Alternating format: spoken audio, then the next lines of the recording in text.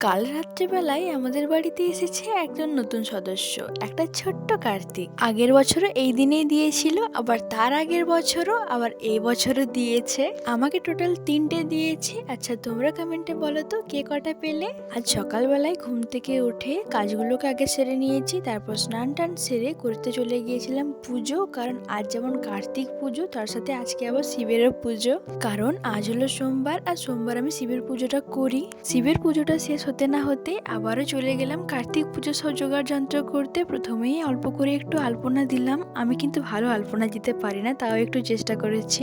তারপর কার্তিকের জামাগুলোকে চেঞ্জ করে ওদের জন্য যে নতুন জামা আর চাদরটা কিনে আনা হয়েছিল সেগুলোই একে একে পরিয়ে দিলাম। আজ ওদের পুজো, আর আজ তো ওদেরকে একটু বেশি ভালো করে সাজাতে হবে, তাই না? ওদেরকে রেডি সেডি করে নিজের জায়গায় বসিয়ে তারপর যে ফল টল ছিল সেগুলোকে কেটে সবকিছু রেডি করে দিলাম।